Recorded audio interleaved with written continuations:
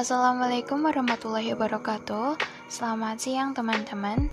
Kami dari kelompok 3 yang beranggotakan saya Fatimah, kemudian ada Naila, Irfani dan juga Zainal akan mempresentasikan mengenai tokoh Karl Mannheim dengan sosiologi pengetahuannya. Dimulai dari biografi singkatnya. Karl Mannheim itu lahir 27 Maret 1893 dan meninggal pada 9 Januari 1947. Mannheim lahir di Budapest. Dia lahir dari keluarga Yahudi. Ayahnya adalah orang Hungaria yang bekerja sebagai produsen tekstil, sedangkan ibunya berkebangsaan Jerman. Ia belajar di Universitas Budapest serta di Berlin, Paris, dan Heidelberg. Di Universitas Budapest, ia memperoleh gelar doktor dalam bidang filsafat. Mannheim meninggalkan Hungaria pada tahun 1919, kemudian menghabiskan beberapa waktu di Austria sebelum tiba di Jerman. Setelah tiba di Jerman, dia pertama kali menghadiri ceramah Husserl dan Heidegger di Universitas Freiburg dan kemudian berangkat ke Heidelberg pada tahun 1921. Karya-karya Mannheim yang sudah ada di awal 1920-an diterbitkan pada majalah bergengsi Jerman tentang teori interpretasi, tentang historisme, tentang sosiologi pengetahuan. Akhirnya, dia diangkat menjadi seorang profesor sosiologi pada tahun 1930 di Goethe University di Frankfurt.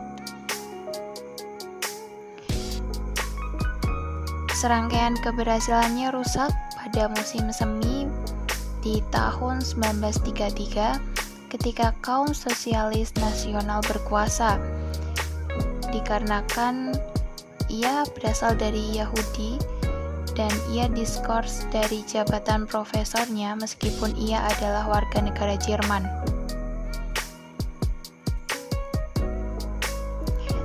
Sosiologi pengetahuan.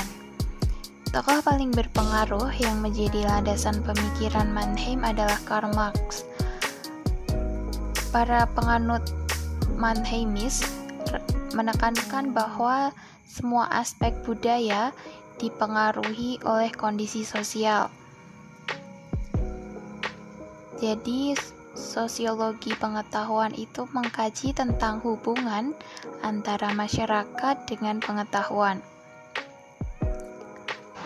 Tesis utama sosiologi pengetahuan menurut Mannheim adalah bahwa ada cara berpikir yang tidak dapat dipahami secara memadai selama asal-usul sosialnya tidak jelas. Artinya, sebuah pemikiran hanya dapat dipahami dengan baik jika faktor-faktor sosial yang terletak di balik lahirnya pemikiran tersebut dipahami dengan baik. Sebuah pernyataan atau konsep dapat saja memiliki redaksi yang sama tetapi dimaksudkan untuk makna yang berbeda karena lahir dari latar sosial yang berbeda. Sosiologi pengetahuan biasa juga disebut dengan sosioanalisa, yang secara operasional merupakan bentuk studi dokumenter, biografi maupun autobiografi tokoh dengan memperhatikan ketertarikannya dengan berbagai teori atau pemikiran yang dicetuskannya kemudian. Dalam sosioanalisa, variabel-variabel seperti konteks sosial, ekonomi, sosial, politik, serta budaya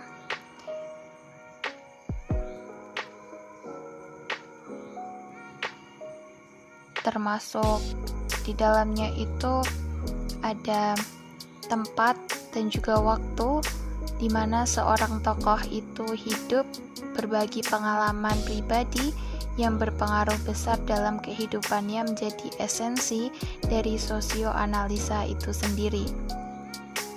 Sosiologi pengetahuan dan sosioanalisa yang terdapat di dalamnya berupaya menghindarkan publik awam terutama dari pemujaan buta terhadap seorang tokoh dengan pemikiran yang dicetuskannya.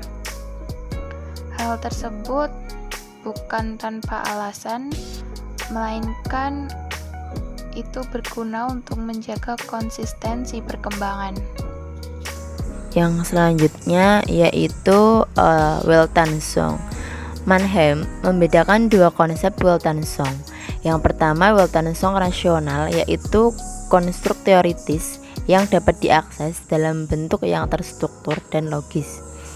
Konsep pandangan dunia ini dapat dianggap bersifat koeksensif dengan ideologi dan berarti keyakinan tersebut dapat diterima secara luas di antara anggota kelompok. Yang kedua, elemen-elemennya terhubung secara sistematis, lalu penting bagi skema konseptual para agen atau para agen tidak mudah menyerah begitu. Yang selanjutnya sangat mempengaruhi perilaku agen. Yang selanjutnya merupakan pernyataan sentral metafisika dan kehidupan manusia secara umum. Selanjutnya yaitu yang kedua tentang irasional. Bukan berarti tidak masuk akal karena suatu konsep pandangan dunia yang pada dasarnya tidak masuk akal akan membuat diskusi teoritis tidak mungkin dari fenomena tersebut. Dengan demikian akan menjadi tidak berguna secara metodologis. Oleh karena itu istilah yang tepat adalah rasionalistik. Artinya apa? Bahwa pandangan dunia bukanlah rasional dan tidak rasional karena sifat kategori rasionalitas tidak dapat diterapkan padanya. Mannheim berpandangan bahwa Weltanschauung berada di luar pemikiran, tetapi bukan di luar nalar interpretatif. Itu bukan produk pemikiran, tetapi dapat diakses secara rasional, setidaknya sampai taraf tertentu. Tugas interpretasi Weltanschauung adalah untuk membuat pandangan dunia yang tidak terstruktur yang dapat diakses dari dokumennya, yaitu untuk membuat pandangan dunia secara rasional dan secara teoritis dapat diakses. Interpretasi didasarkan pada pandangan fenomenologis bahwa karakter dokumenter ini ada di mana-mana setiap karya intelektual. Dengan menggunakan pendekatan rasionalis tentang Weltanschauung, karya dapat dipahami sebagai dokumen yang mengungkapkan totalitas perasaan dan pengalaman yang mendasar. Sekian presentasi kelompok kami. Kalau ada yang kurang berkenan mohon dimaafkan. Mari berdiskusi. Terima kasih.